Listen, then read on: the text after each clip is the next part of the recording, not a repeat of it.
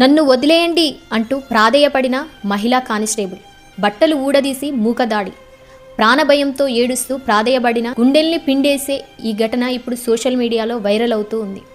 ఛత్తీస్గఢ్ రాష్ట్రంలోని రాయ్గఢ్ జిల్లాలో తన్మార్ ప్రాంతంలోని ఒక మహిళా కానిస్టేబుల్ని ఒక అల్లరిముఖ దాడి చేసి అవమానించిన ఘటన ఇప్పుడు రాష్ట్రంలో కలకలం సృష్టిస్తుంది. వివరాల్లోకి వెళ్తే, రాయ్గఢ్ జిల్లాలోని తన్మార్ ప్రాంతం వీధుల్లో ఒక మహిళా కానిస్టేబుల్ను కోపంతో ఉన్న గుంపు అడ్డుకుంది. మహిళా కానిస్టేబుల్ దుస్తులను తీసివేసి మరీ అత్యంత నీచంగా అవమానించి శారీరకంగా హింసించారు.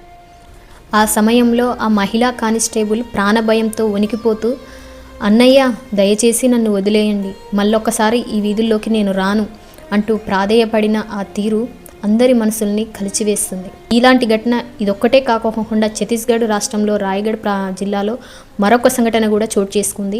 మహిళా కానిస్టేబుల్ని కూడా ఒక కామాంధుడు ఇదే రకంగా ఆమెను అఘాయిత్యం చేయడానికి ప్రయత్నించగా ఆమె వెంటనే అక్కడ నుండి తప్పించుకొని పోలీస్ స్టేషన్కి అయితే వెళ్ళి ఫిర్యాదు అయితే చేసింది. వెంటనే పోలీస్ వాళ్ళందరూ కలిసి వెళ్ళి ఆ దుండగుణ్ణి పట్టుకొని ఆ కామాంధుని దేహశుద్ధి చేసి బట్టలన్నీ ఇప్పించి చెప్పుల దండ వేసి వీధుల్లో ఊరేగించారు.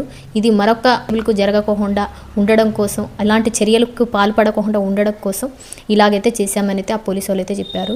చూడండి, ఇక్కడ సామాన్యులకే కాదు, మనల్ని రక్షించే ఆ మహిళా కానిస్టేబుల్ని కూడా వదిలిపెడతా లేదు ఈ ఒక కామాంధులు అయితే.